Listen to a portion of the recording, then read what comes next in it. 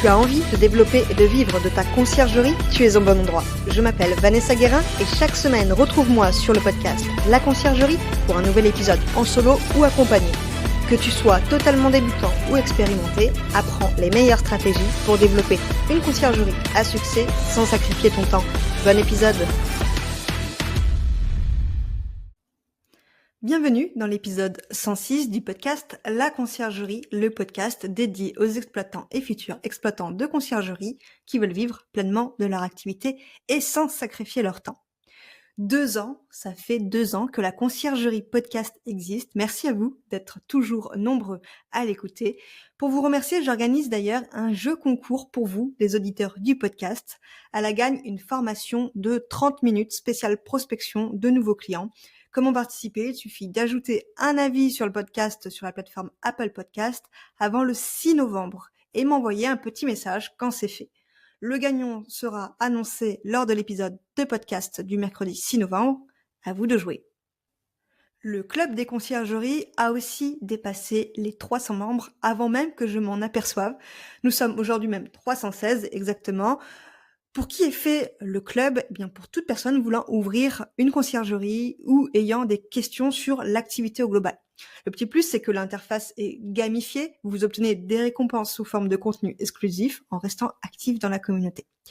Je ne suis vraiment pas déçue d'avoir créé cette communauté qui grandit et se nourrit de jour en jour. Merci à tous ceux qui y contribuent pour rejoindre le club des conciergeries. C'est le premier lien en description. Passons à l'épisode du jour. Fabien est un habitué du podcast La Conciergerie. Il est une première fois passé pour parler de sa croissance fulgurante en très peu de temps, puis une seconde fois pour nous expliquer comment il est passé de 0 à 230 logements. C'est son 3e passage aujourd'hui et il nous parle d'un tout autre sujet, les factures de chauffage dans les logements. C'est un vrai problème pour les propriétaires qui peuvent parfois être réticents à louer en courte durée du fait des voyageurs qui ne font pas attention. Le problème a été résolu par Fabien. Il vous explique tout dans cet épisode. Bonne écoute.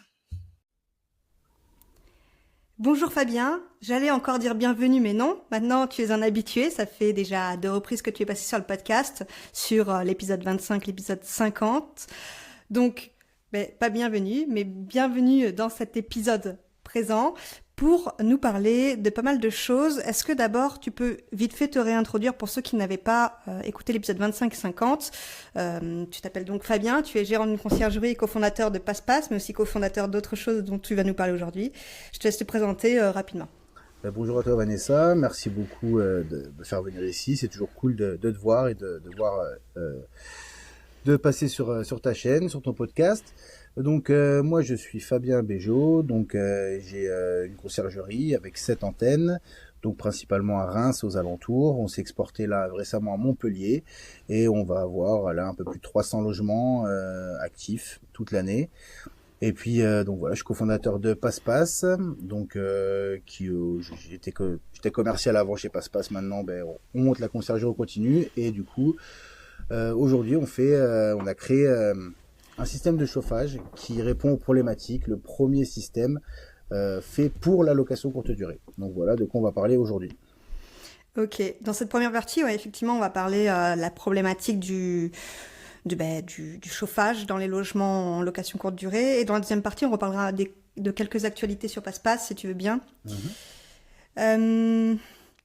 Pour commencer, alors, ça me fait penser que tu as dit que tu avais 300 logements. Je m'en rappelle à l'épisode, peut-être le premier qu'on avait fait ensemble, tu étais à 240. Donc déjà, félicitations, déjà 62 plus.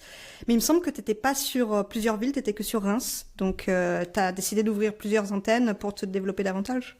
C'est ça, j'étais Reims et Pernay avant. Donc maintenant, on a Châlons, Charleville, Sedan. Et là, on vient d'arriver à Montpellier. Donc on a fait le grand saut sous un système différent. Voilà, on monte des conciergeries un peu partout. Et là, tranquillement, on avance dans la France à l'opportunité, voilà. Ok, super. Bon allez, rentrons dans le vif du sujet. Alors, c'est quoi le problème aujourd'hui? Tu as développé une solution dont on va parler par la suite, mais aujourd'hui, le problème, c'est quoi? C'est que les voyageurs ne font pas attention au chauffage et laissent allumer le chauffage. C'est plutôt les propriétaires qui râlent à cause des factures. Tu as constaté que c'était quoi, toi, le problème? Un problème, on amène un autre, forcément. Aujourd'hui, tous ceux qui nous écoutent savent que les voyageurs, on a beau leur dire de faire attention aux consommations électriques, ils ont payé, ils s'en foutent clairement.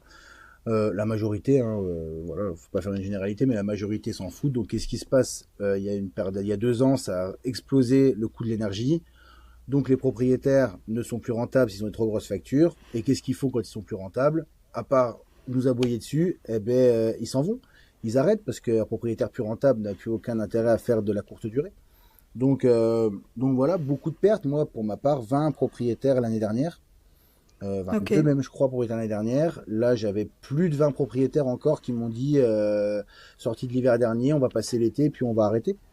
Et donc, on avait déjà mis en place, enfin, nous, on essaie chez nous ce système. Et donc, du coup, on leur a parlé de ça et j'ai pu garder. Il n'y en a que 3 réellement qui sont partis. Les autres ont pris le système. Et donc, voilà, faut protéger ces conciergeries. Si vos propriétaires ont des problèmes, le réflexe de beaucoup de conciergeries, c'est le sien, le problème, c'est pas le mien. Mais la réalité, c'est que s'il a un problème, un jour, il partira et du coup, ce sera le vôtre parce que vous aurez un propriétaire en moins, donc de la rentabilité en moins. C'est très vrai ce que tu dis, parce que j'ai moi-même un logement dans une zone où l'été il fait très bon, mais par contre l'hiver c'est un petit studio qui a pas des fenêtres récentes on va dire, mais qui est quand même en double vitrage, et les prix sont tellement bas dans ce studio-là que l'hiver avec le chauffage, eh bien on s'y retrouve pas. Donc j'ai décidé de plus le louer l'hiver. Donc je comprends les propriétaires qui se disent ça coûte trop cher. Est-ce que tu as des chiffres sur la perte qu'il peut y avoir sur ce problème de chauffage? Bah, tu vois, l'année dernière, on disait 200, 240 logements, 20, ça fait, on va dire 10%, 10% de notre parc qui veulent partir. Alors, ça dépend aussi des régions. Nous, on a Reims, Champagne-Ardenne, donc il fait pas forcément chaud. On a des gros hivers. Après, j'ai parlé avec des conciergeries dans le sud qui me disent qu'ils ont des moins gros hivers, mais par contre, leurs appartements sont moins isolés dans le sud. Donc, du coup, Hmm. quand ils ont 3 mois d'hiver, ils ont 3 mois de passoire thermique. Donc, du coup, les chauffages, ils tournent à fond. Et puis, ils auront un autre problème, c'est la clim. C'est que du coup, par contre, tout l'été, ils vont tourner à fond sur la clim. Et donc, du coup, ça reste de la dépense énergétique. Et donc, du coup, à la fin, le propriétaire n'est plus du tout rentable. Donc, voilà les Hmm. chiffres. Chez moi, 10% de ma conciergerie qui voulait arrêter. Et en termes de montant de chauffage, moi je sais que dans mon appartement, mon petit studio, ça pouvait être peut-être 50 euros en période moyenne, on va dire, quand il fait assez bon. Mais par contre, ça pouvait être facilement 100 euros l'hiver. Est-ce que tu as des chiffres sur ce Ouais, point-là? j'ai des chiffres parce qu'on a des traceurs, on sait vraiment ce qui se passe, on a des traceurs partout. Alors attention quand on parle d'électricité, beaucoup d'électricité vont être prises sur l'eau chaude. L'eau chaude avec un ballon, forcément, ça consomme de l'énergie. Donc si on a un ballon de 300 litres dans un studio ou de 200 litres, forcément qu'on va gaspiller plus d'électricité. Donc nous, on a séparé ça, quand on dit des chiffres, on a séparé le chauffage de l'eau chaude. Et donc sur un Ok, chauffage global dans des studios, on monte à 120, 130 euros du coup par mois. Il y a des pics à 120, 130 euros. On retire un petit 30 euros du ballon d'eau chaude et il reste le reste en chauffage. Et donc nous sur un studio, le pic le plus studio qu'on a fait le plus d'économies, c'est le pic c'est 82 euros au mois de février pour un studio en moins que l'année d'avant. ouais, ok. C'est vrai que sur un studio, les prix sont pas toujours élevés à la nuitée, donc ça peut être du 30, 35, 40, 45 euros la nuit parfois dans certaines régions. Quand il y a une facture à 100 euros, 120 euros de chauffage, ça peut être compliqué, effectivement. Tu dirais que les factures d'électricité, ou du moins de chauffage, sont élevées à cause des voyageurs qui font quoi, en fait? Qui laissent sous verre? Bah, il y a aussi un peu de notre faute parce que qu'est-ce qu'on fait, qu'est-ce qu'on a comme réflexe si on veut dire un peu aux aménagères de faire un geste pour les propriétaires de nous aider. On va leur demander de baisser le chauffage à 18 degrés quand elles ont fini le ménage. Mais du coup, quand le prochain voyageur rentre dans le logement à 18 degrés, il fait un peu frais. Avoue que l'hiver, tu rentres dans un logement, tu rentres de dehors, Mm. 18 degrés, ben, qu'est-ce que tu vas faire? Tu vas allumer le chauffage, tu vas le remonter. Mais est-ce que tu vas le monter à 22 en te disant, bon, ben c'est bon, 22, ça, c'est bien. Ben non, tu vas le monter à 26, 27, croyant que ça va chauffer plus fort. Et c'est exactement le comportement qu'ont tous les voyageurs. Alors je ne l'invente pas parce qu'on a mis des traceurs sur les radiateurs. On sait quand rentrent les voyageurs, on sait à quel moment ils touchaient au radiateur, on a mis des traceurs surtout à quel moment ils ouvraient la fenêtre. Et qu'est-ce qui se passe déjà? Il faut savoir que on s'est rendu compte que 60% des voyageurs qui rentrent dans un logement Airbnb ouvrent la fenêtre quand il arrive. Donc nous, on avait le détecteur de porte, la porte s'ouvre, le voyageur arrive, il va au radiateur, il monte le radiateur, il ouvre la fenêtre. Mais ça, c'est complètement Mm. dingue déjà. Pourquoi? Réflexe Covid, on leur a dit aérer les pièces. L'appartement, ben, on se dit où ils sont encore le produit ménager, ou alors ils sont pas forcément bons, ou ils trouvent un peu humide, ou ils veulent aérer avant d'arriver dans un univers sain. Donc 60% c'est énorme. Et qu'est-ce qui se passe si le chauffage il est pas en dessous, qu'il n'a pas de détecteur de fenêtre? En fait, il va compenser tout ça le temps que c'est ouvert. Ils ouvrent environ un quart d'heure, 20 minutes, c'est ce qu'on a remarqué. Après, ils ferment. Donc voilà, en fait, les premières économies d'énergie, elles sont à faire ici, sur l'ouverture des fenêtres, et puis entre les voyageurs, parce que c'est bien de dire à l'aide ménagère de baisser à 18 degrés, mais est-ce qu'elle le fait tout le temps?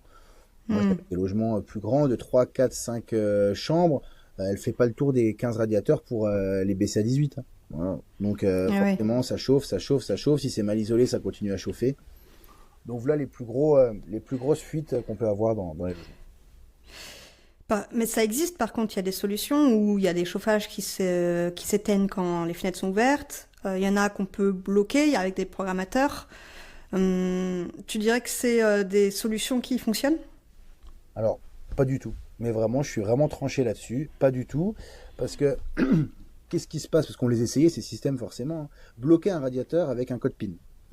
Parce que si tu bloques le radiateur avec 2 fois la croix, 1 fois le rond, aujourd'hui, n'importe qui sait les débloquer. Hein. La plupart des gens qui vont voyager l'hiver vont être des techniciens, des gens du bâtiment, des gens, pas besoin d'être ingénieur, pour aller sur la marque du radiateur, faire 2 fois rond, 1 fois carré pour débloquer le radiateur. Les seuls qui sont valables, c'est les radiateurs qui coûtent assez cher, où il y a des codes PIN pour les bloquer.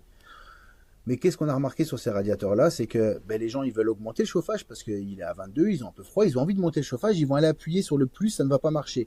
Deux choix. Ou ton voyageur, il t'appelle, la conciergerie, pour te dire le radiateur ne fonctionne pas, j'arrive pas à augmenter la température. Et toi, tu dois lui expliquer un peu penaud qu'il est bloqué, donc du coup qu'il est restreint. Lui, il te dit qu'il a payé, qu'il n'a pas besoin d'être restreint. Donc ça amène des conflits, une frustration Hmm. voyageur. Ou alors, il va faire comme tout le monde, et vous allez tous vous reconnaître, quand la télécommande de ta télé, tu veux augmenter un peu le son, et elle manque un peu de pile. Qu'est-ce que tu fais? Tu appuies plus fort sur le bouton plus. Et tu crois qu'en appuyant plus fort, ça va marcher. Eh ben, les gens appuient très fort sur le bouton plus de radiateur, au point de même prendre une fourchette, un couteau. En tout cas, ces radiateurs bloqués, à la fin, finissent, les boutons plus, ils finissent défoncés. Donc ça, c'est ce qu'on a remarqué. Donc non, ça marche pas, il va avoir des problèmes. Donc oui, ils pourront pas monter plus, mais ça crée des problèmes. Après, excuse-moi. Après, les autres systèmes qui existent d'ouverture de fenêtre où ça se coupe, c'est des systèmes intégrés au radiateur. Si le radiateur il n'est pas en dessous de la fenêtre et qu'on n'ouvre pas la fenêtre en grand, le système ne fonctionne pas. Si vous ouvrez la fenêtre en oscillobattant, eh ben en fait, c'est des sondes qui calculent que la sonde doit descendre de tant de température en tant de temps pour détecter que la fenêtre soit ouverte. La vérité, c'est que si vous ouvrez en oscillobattant, la température ne descend pas assez vite pour que le radiateur la détecte. Donc, au lieu de se couper, il va compenser. Donc, il va croire que c'est une infiltration d'air de quelque part et lui va compenser. Donc, il va pousser, pousser, pousser. Hmm. Et ça, c'est ce qui arrive beaucoup où les traceurs sont la semaine. Les gens ouvrent la fenêtre en oscillobattant en partant travailler à 8h ou en partant en formation ou à la fac et du coup la referme à 17h30, 18h quand ils rentrent et toute la journée le radiateur il a pompé. Et ça, c'est une des plus grosses, c'est là la plus grosse, c'est les fenêtres ouvertes. C'est la plus grosse dépense énergétique. Donc nous, on a simplement mis des capteurs de fenêtres qui existent déjà sur d'autres systèmes. On-off, tu ouvres la fenêtre, ça se coupe. Voilà. L'intelligence de ce nouveau système, c'est pas forcément le capteur de fenêtre, c'est que c'est lié et on le sait. Mais c'est pas là, on n'a rien inventé, ça existe déjà. Ok. Mais du coup, c'est quoi la solution alors? Explique-nous. Alors, il y avait aussi les autres systèmes où on a connecté les radiateurs connectés. Oui, ça existe, ça Est-ce aussi. qu'un radiateur connecté est une réelle solution au problème? À part rester derrière, donc ton propriétaire te met un radiateur connecté, lui il a l'application, et puis quand le voyageur il augmente, lui il baisse, et puis en fait il redevient esclave de son logement au final. Et donc quand il en a marre, il dit à la conciergerie, tiens, télécharge l'application, c'est toi qui vas gérer. Et quand tu as 10 propriétaires qui ont 10 applications différentes, tu sais même plus quelle application va à quel appartement. Donc au final tout le monde laisse tomber, et connecter un radiateur n'a jamais été automatiser un radiateur. Voilà. Et donc nous, notre système, c'est qu'en fait, on a connecté une box, qui ressemble à une box orange, un peu plus petite, au calendrier de réservation. Et donc c'est ça qui était breveté, c'est que quand un voyageur va s'en aller, nous on le sait par rapport au calendrier, et donc du coup le chauffage va se remettre à la température choisie. Donc si tu as choisi 18 degrés, chez moi j'ai choisi 18 degrés dans ma conciergerie, donc ça se remet à 18 degrés, et puis avant que le prochain voyageur rentre, que ce soit le jour même, que ce soit 3, 4, une semaine après, eh ben, du coup, ce radiateur va se remettre à 22 degrés. Donc, quand le voyageur rentre, eh ben, il a déjà une sensation de bien-être parce que l'appartement est bien chauffé. Mais ça n'aura pas chauffé tout le temps où il n'y avait personne. Et en fait, ça s'adapte sur tous les systèmes de radiateurs. Et là où j'ai vraiment, sur le cahier des charges, mis l'accent, c'était je voulais que les voyageurs puissent augmenter la température parce que je voulais pas qu'ils aient cette frustration ou qu'ils nous cassent les radiateurs ou qu'ils passent leur vie à m'appeler pour me dire que ça ne marche pas. Donc on a déporté les sondes du radiateur et ça fait que le radiateur il marche. Donc s'ils veulent mettre 26, ils mettront 26, ça s'affichera 26 sur le radiateur. Mais la réalité c'est que c'est la sonde qui a pris le pilote et donc ça chauffera pas au-dessus de 22 parce que le radiateur il va s'arrêter et se rallumer en fonction de la température qu'a choisi la sonde. C'est malin. Donc voilà, c'était ce qu'il fallait pour éviter tous les problèmes. Ok. Et le problème de la fenêtre, du coup, il est résolu comment? Eh ben, il est résolu avec un capteur de fenêtre, on-off, un truc discret, Oui. où quand il ouvre la fenêtre, ça donne une commande à la box qui lui dit hop, coupe le radiateur. Donc voilà, radiateur coupé dès que la fenêtre elle s'ouvre. Donc oscillo battant, radiateur coupé, on ouvre pour aérer, le radiateur il se coupe le temps de l'ouverture. Voilà, ça on résout le problème comme ça. Ok. Et cette box, elle est reliée à quoi? Internet? Elle est reliée à Internet, et si Internet se coupe, tu vas me dire, je suis sûr que c'est ce que tu allais me dire, Ouais. eh bien si Internet se coupe, ça sera en mode confort, et c'est là que, à part l'avoir automatisé, on l'a rendu autonome, c'est-à-dire que quelque chose d'automatisé, tu vas passer ton temps à regarder si l'automatisme fonctionne bien, dans la crainte que si c'est plus automatisé, ça ne fonctionne plus. Eh bien nous, si Internet se coupe, ou si le voyageur débranche Internet, ça nous envoie une notification qui nous dit Internet ne marche plus, et ça aura mis le radiateur en mode confort, donc le voyageur aura quand même du chauffage. Voilà. Et s'il débranche, parce que c'est le sport national, il y avait des systèmes qui se branchaient, s'il débranche, nous on a prévu une batterie dedans qui dure 48 heures. Donc pendant 48 heures, eh ben, on a 48 heures pour intervenir ou dire au voyageur de rebrancher cette box. Et ça tient 48 heures à la batterie et on reçoit forcément une alerte qui nous dit attention, la box est débranchée. Voilà. Ok, donc on est alerté. Comment ça fonctionne pour une conciergerie? Elle a une box par logement et elle a une centrale pour voir tous les logements? Exactement, forcément. Je suis du monde de la conciergerie. J'ai eu le problème de mes propriétaires qui m'ont collé 10 applications. Moi, mes gars qui sont à la com, ils en pouvaient plus, ils savaient plus quelle application allait où. Donc, dans le cahier des charges qu'on a créé, forcément, je leur ai dit, je veux que les conciergeries, elles aient leur interface. Donc, pour une conciergerie, il y a une interface et tous les propriétaires de cette conciergerie qui donnent accès à l'interface conciergerie du concierge, du coup, on a tous les logements qui s'affichent sur le même écran. Et donc, du coup, on sait de qui on reçoit l'alerte. Voilà. Ok. Ça, c'est cool, facile à piloter. Donc, le propriétaire peut piloter de chez lui s'il veut. S'il a envie de vérifier, de voir, il voit son taux d'humidité, il voit sa température, il voit si la fenêtre elle est ouverte, si elle est fermée, il peut voir tout ça. Et puis, nous, on peut le voir. Ça permet que le propriétaire, le voyageur qui nous envoie un message pour nous dire le radiateur ne marche plus, forcément, c'est que la fenêtre elle est ouverte. J'ai pas besoin d'appeler le propriétaire pour lui dire le radiateur marche plus et que lui il me réponde ah ben oui normal il a ouvert sa fenêtre, dites-lui de fermer la fenêtre. C'est que moi je vais sur l'application, je vois fenêtre ouverte, donc je dis directement au voyageur fermez la fenêtre, vous allez voir ça va repartir tout seul. Ouais, d'accord. Donc il y a même des alertes sur les capteurs, quoi. Ouais. Ok. Et ça marche que avec Passe-Passe? Non, ça marche avec n'importe qui, c'est indépendant complètement de Passe-Passe, c'est une application autre que Passe-Passe. C'est ouvert à tout le monde et à tout type de radiateurs électriques pour cette année. Les radiateurs gaz et à eau, ça va être pour l'année prochaine. Les clims aussi, c'est en essai chez nous. Et en fait, on fait un bêta-test d'un an, d'un hiver, avec le produit avant de lancer sur le marché. Ok. Mais du coup, c'est relié au calendrier type Airbnb ou au Channel Manager pour certains? Tout ce qui a un lien ICAL. Donc tous vos channel Ok. managers, tout, on a fait les essais sur tout, c'est ce qui avait channel manager, et tout ce qui avait un ICAL, on les a essayés et tout fonctionne. Ok. Voilà. Et de toute façon, avant, pour être sûr, il n'y a pas de problème à nous envoyer du coup chez Cozy Smart un lien ICAL qu'on le teste avant que vous achetiez. Ok. Imaginons j'ai un radiateur grille-pain. Ça fait 20 ans que je l'ai. Est-ce que ça fonctionne? Bien sûr. En fait, en installation, c'est 10 minutes d'installation. On débranche le radiateur. On rebranche notre système entre le radiateur et le fil à l'intérieur. Ça a la forme, ça ressemble à un passage de câble, donc la même chose qui est à l'origine derrière le radiateur. Donc ce n'est pas un boîtier qu'on colle à côté où les gens se disent c'est quoi ça, c'est pour pas qu'ils bidouillent. Ça ressemble, on a créé ça comme un passage de câble, une sortie de câble, et c'est juste ça qu'il faut faire. Et du coup, ça pilote n'importe quel radiateur électrique. Forcément, tu feras des économies sur ton grille-pain. Mais bon, le mieux, c'est quand même d'arrêter les grille-pains qui feront que quand il va se rallumer, il va chauffer fort. Il faut prendre quand même des radiateurs à inertie, c'est mieux. Mais ça fonctionne quand même. On a quand même fait des économies. On les a essayés. On a essayé sur grille-pain. On a essayé sur tout. On a fait un essai l'hiver dernier de 30 appartements, configuration et chauffage différents. Ok. Et sur un aspirateur, un radiateur qui est déjà connecté, est-ce qu'on peut? Bien sûr, on peut Ok. faire ça parce que du coup, on va leur piloter à la source directement sur le passage de câble. Donc, on peut. D'accord. Et moi, je bricole pas. Je peux le faire moi-même ou pas? Alors, on a voulu faire une vidéo pour l'histoire avec ma fille qui a 10 ans, où on voulait montrer que c'était tellement simple que du moment que tu connais la couleur rouge, la couleur bleue, la terre, donc le fil vert et jaune, et puis que tu sais regarder une vidéo sur un téléphone, eh ben, en fait c'est bon, tu pouvais le brancher. Ma fille de 10 ans aurait pu le faire, mais on s'est dit bon bah on va avoir les assistantes sociales sur le dos, on va pas faire toucher l'électricité à une petite fille de 10 ans. Mais oui, c'est vraiment très très facile à faire. Il y a qu'à débrancher les 3 fils, les remettre dans les 3 trous, remettre et puis voilà, serrer. Donc voilà, le faire à un électricien si vous voulez, mais autrement installer tout seul c'est très facile. Ok.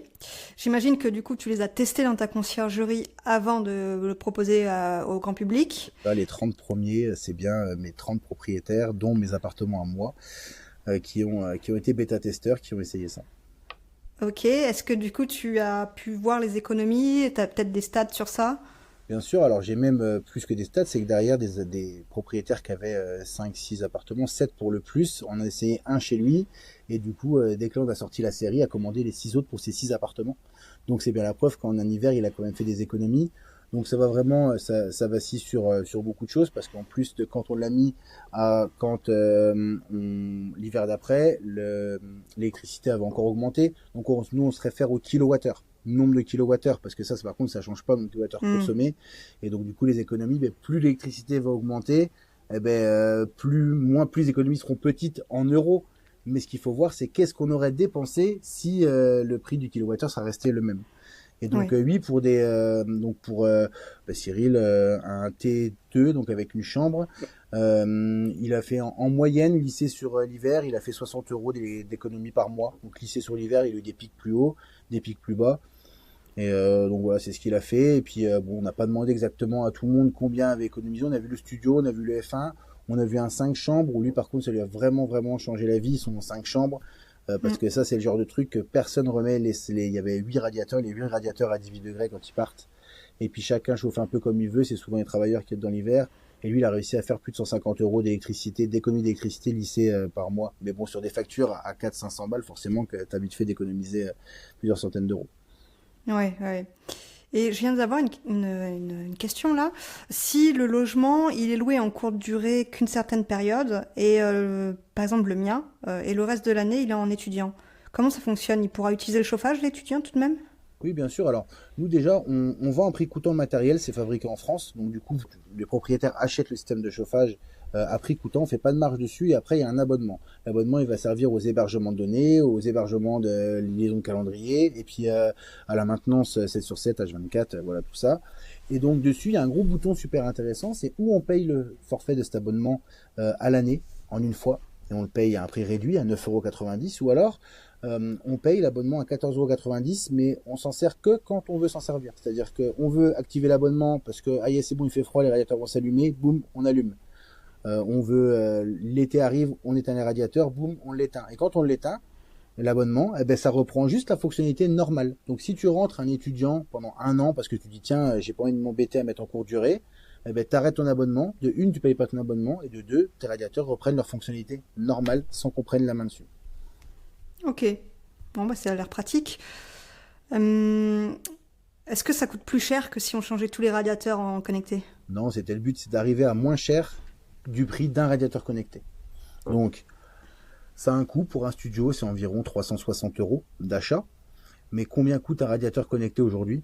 Ça dépend de la marque que tu prends, de ce que tu vas prendre comme radiateur. Mais avec juste ça, tu pilotes tout ton appartement, tout ton radiateur. C'est-à-dire ton radiateur, ton sèche-serviette, tes fenêtres.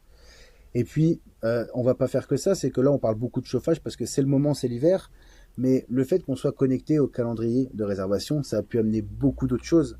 Aujourd'hui, Cozy Smart, on va vraiment là, on commence vraiment à être connu. On a quasiment vendu toute notre première série pour le chauffage.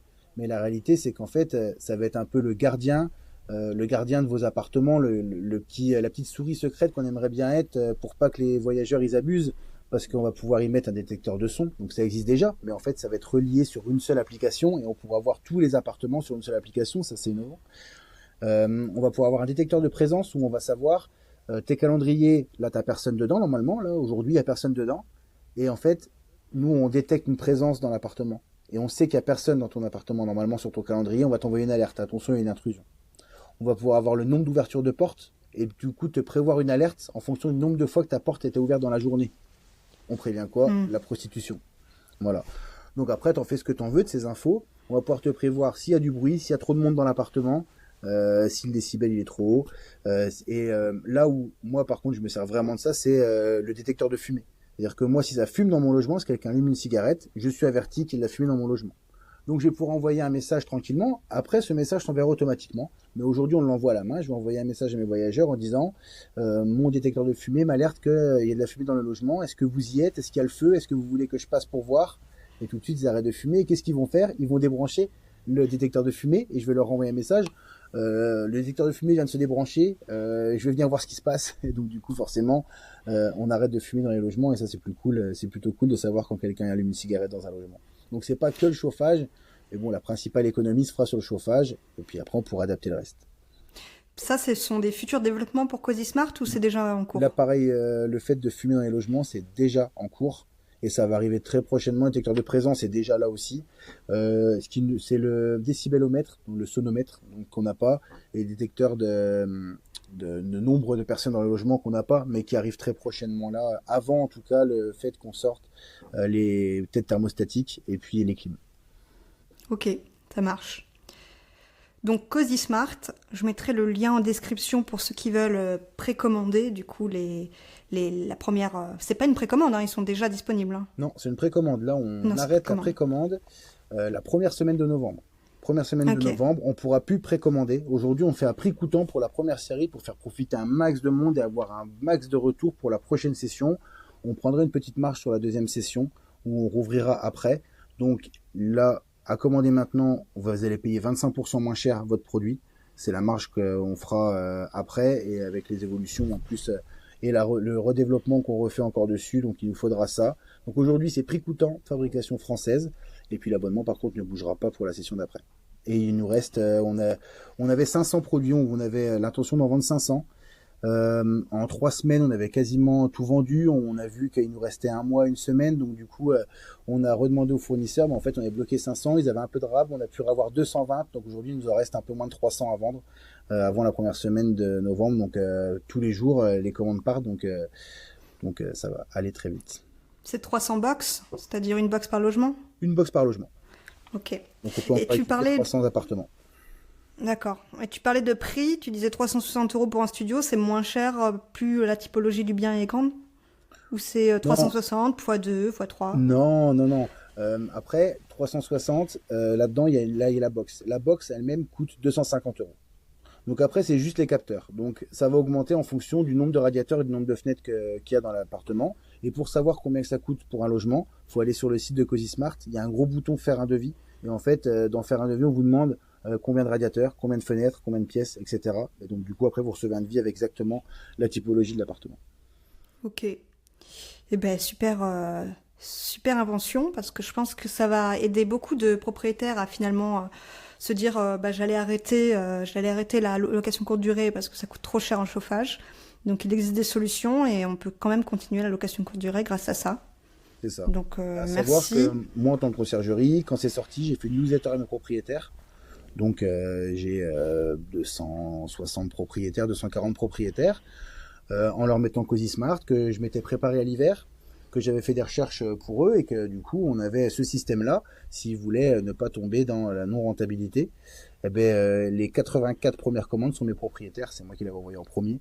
Et donc du coup, en plus des 30 qui étaient déjà en bêta-testeur, on a eu 84 nouvelles commandes chez moi. Et donc du coup, ceux qui ne le prendront pas, qui viendront me voir cet hiver en me disant « Fabien, ça nous coûte cher l'électricité », je leur dirai « Je vous avais prévu quelque chose, je vous ai informé d'un nouveau système qui sortait, et donc du coup, ils ne pourront pas m'en vouloir. » Mais au moins, voilà, les 84 que j'ai vendus, plus les 30, je sais que je les ai sécurisés, parce que si ils ont pris ça, je suis sûr qu'ils restent chez moi. Il faut savoir que si un propriétaire, parce que c'est vraiment fait pour la courte durée, si demain, toi, Vanessa, tu en veux un, et puis que tu dis à la fin, tiens, je revends mon appartement, mais du coup, j'ai perdu ça, on rachète à 50% du prix votre matériel, qu'on reconditionnera et qu'on revendra moins cher après. Ok. Et on peut sinon le laisser dans l'appartement si le futur acheteur il veut faire de la location courte durée? Bien sûr, tu peux laisser un. Ok. Ça peut être un plus pour la vente. Bah oui. Ok. Je pense qu'on a fini sur cette première partie. Est-ce que tu as envie de rajouter quelque chose sur Cozy Smart? Eh ben non, rien du tout. Je pense que tout a été dit.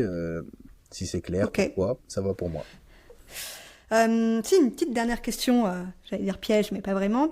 Pourquoi Cozy Smart et pas d'autres systèmes? Ça n'existe pas du tout, autre chose de similaire? Non, il existe tout en connecté, mais il n'existe rien en automatique et encore moins en autonome. Ok. Ouais, effectivement, il faut piloter d'une application, quoi. Voilà, Et application plus application plus application. On a vite 3 téléphones rien que pour des applications. exactement.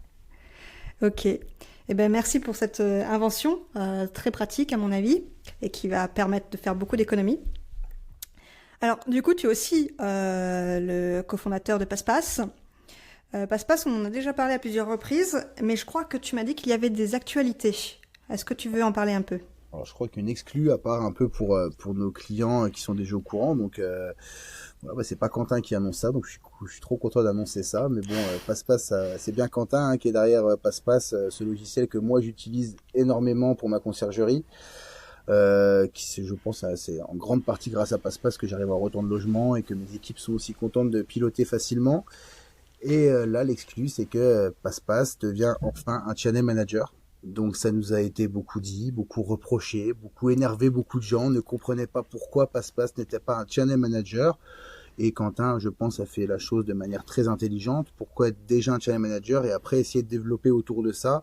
Parce que le principal problème des gens n'était pas forcément de piloter plusieurs plateformes, mais déjà d'avoir un employé robot qu'on ne paye pas au prix d'un employé qui nous simplifie la vie au quotidien, et le fait de monter ces 4 applications distinctes qui communiquent entre elles, effectivement c'était super intelligent de monter ça, et maintenant que ça c'est bien monté, que ça fonctionne très bien, enfin on a pu faire notre grande année de création de Channel Manager, et donc du coup sortira là pour novembre le Channel Manager. Ce sera annoncé au Scal Rental Show pour tous ceux qui ne l'écouteront pas sur ton podcast. Et je pense Ok. évolutionner un peu, parce qu'aujourd'hui beaucoup de nos clients nous disent c'est cool, mais en fait je dois avoir un autre channel avec PassePass. Donc Mm. et si vous voulez une encore grande meilleure nouvelle, c'est que le prix de l'abonnement ne changera pas. Donc on crée un channel Ok. manager qu'on intègre à PassePass sans augmenter le prix de PassePass, de l'abonnement PassePass. Ah oui, exceptionnel. Alors pour les auditeurs qui n'auraient pas écouté les épisodes précédents, PassePass, tu vas m'arrêter si je me trompe, est un outil pour gérer le quotidien dans sa conciergerie. Donc il a plusieurs interfaces, que ce soit propriétaire, voyageur ou même aide ménagère.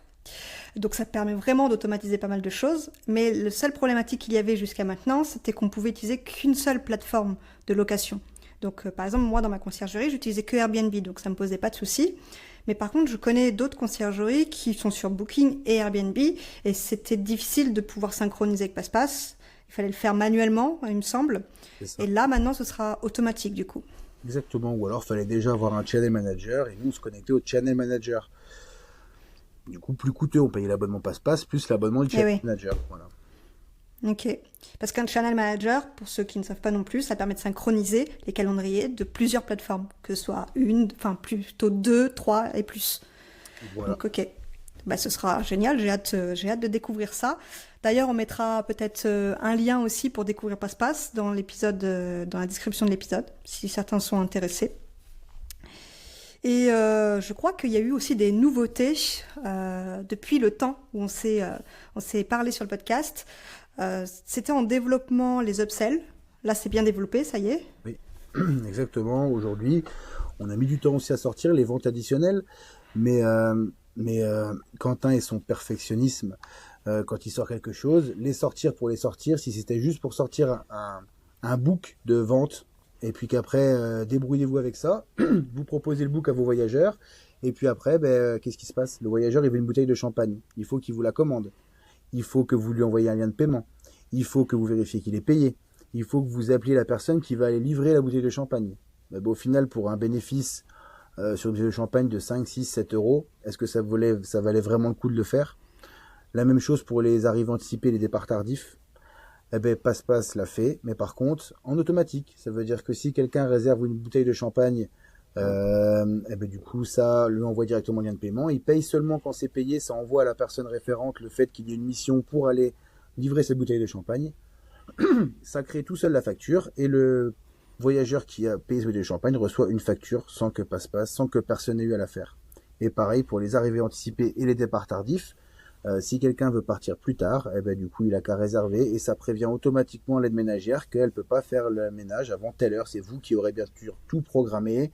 Et si un départ tardif est vendu, ce sera bloqué à l'arrivée anticipée. Personne ne pourra acheter une arrivée anticipée. Tout est bien prévu. Pour info, ça fait 3 mois que je m'en sers. On fait entre 2005 et 3002 de upsell par mois. La majorité est faite sur les arrivées anticipées et les départs tardifs. Ok. Super intéressant parce que c'est vrai que il faut le gérer soi-même en général, notamment sur les horaires. Il faut prévenir les équipes, il faut bloquer, il faut se rappeler que ça devient compliqué. Toi, tu as pensé à tout avec 300 logements, forcément. Tu veux pas te compliquer la vie parce que tu aimes bien aller pêcher. Exactement, exactement. J'aime bien les pêcher. Bon, je t'avoue, avec Cozy Smart, j'ai pas trop pêché ces derniers temps. Mais je vais y retourner maintenant, voilà, qu'on a presque tout vendu, je vais pouvoir y retourner. Mais là où la grande nouveauté de ça, où c'était pas prévu que ça se passe comme ça, c'est que vous avez tous entendu parler de la TVA. On n'est pas là pour faire un podcast sur la TVA qui va tomber sur vos propriétaires, malgré que je suis très alarmé par ce sujet et je pense que partout où j'en parle, personne n'est assez alarmé.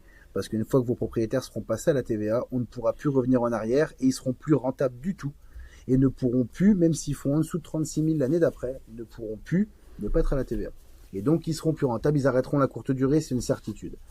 Et bien aujourd'hui, pour éviter ça, grâce à PassePass, c'est déjà développé, c'est qu'on pourra vendre le linge à part, donc ne plus vendre le linge dans Airbnb directement pour esquiver cette TVA à nos propriétaires. Et ça, c'est déjà développé. Du coup, nous, là, aujourd'hui, on va se servir de ça avant le 1er janvier dans ma conciergerie pour ne pas que mes propriétaires passent à la TVA. Ok. C'est ça, c'est encore un autre sujet, effectivement. C'est la grande nouveauté des ventes additionnelles, à quoi ça va servir vraiment pour l'actualité. Ouais, effectivement. Même si ça se fait déjà en montagne, ça pourrait se faire partout, ouais. Ok. C'est pas en montagne, mais tu vois pas la galère, tu loues un logement, tu choisis aux gens, tu dis aux gens, vous choisissez de venir avec vos draps, ou alors vous pouvez nous les réserver sur place. Et qu'est-ce que tu dis à ton aide ménagère? Quand quelqu'un dit je viens pas avec les draps, tu dis à l'aide ménagère, bah du coup, ne prends pas les draps, ils les prennent pas. Et quand quelqu'un les a réservés, faut lui dire, bah tiens, tu amènes les draps, il m'a réservé les draps. Et on en repart toujours le lien de paiement, etc., etc. Et c'est très très chronophage. Donc imagine bien que tout ce qu'on crée, on le crée de façon automatique, parce qu'avec le nombre de logements qu'on gère, il faudrait combien de personnel pour gérer tout ça et combien de fautes humaines il pourrait y avoir. Ok. Tu l'as déjà testé? Bien sûr, on travaille nous déjà comme ça, on loue. Nous aujourd'hui, on a arrêté de fournir le linge pour les canapés lits.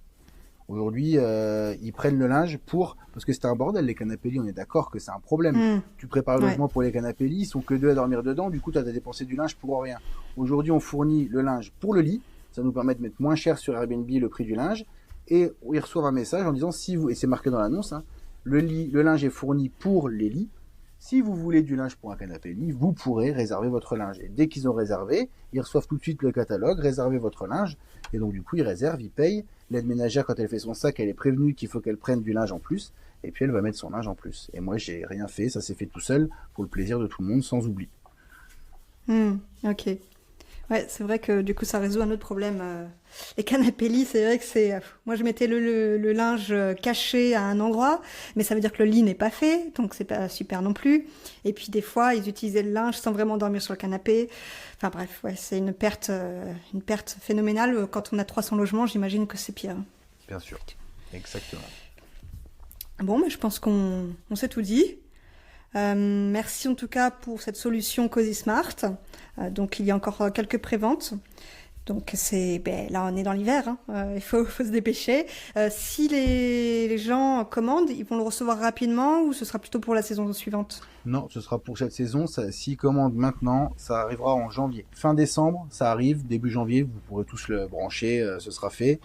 C'est de la précommande. Pourquoi? Parce que comme on fait pas de marge sur le matériel, on n'a pas acheté un stock. On n'a pas acheté de stock, on a travaillé vraiment en précommande.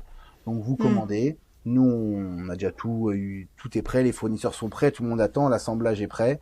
Et donc du coup nous c'est juste les délais fournisseurs et les délais construction usine. Et dès que ça sort, boum, vous recevez tout, prêt à monter avec les petites vidéos de montage et tout ce qu'il faut. Ok, c'est bien clair. Je te remercie Fabien pour cet échange. De rien. Et puis je te dis à une prochaine fois peut-être encore. À une prochaine fois. Au revoir tout le monde. Salut Vanessa. Salut! Merci Fabien pour cette invention technologique qui va permettre de faire de sacrées économies à nos propriétaires et qui est surtout adaptée à notre métier, la conciergerie. Donc je rappelle le nom, c'est Cozy Smart, le lien est en description de l'épisode. La semaine prochaine, on se retrouve en vidéo. J'ai interviewé 2 associés qui sont déjà intervenus sur le podcast il y a 1 an. Alors après 1 an, que sont-ils devenus? Ils avaient été très ambitieux à l'époque sur leurs objectifs 2024. Est-ce un top ou un flop? Nous verrons ça la semaine prochaine. Je les ai rencontrés en chair et en os et on va décortiquer tout ça. À mercredi prochain. Et pas si vite, tu as apprécié cet épisode? Tu peux le partager à ton entourage ou encore mieux, laisser un avis 5 étoiles sur ta plateforme d'écoute préférée et un commentaire. Je te dis à bientôt!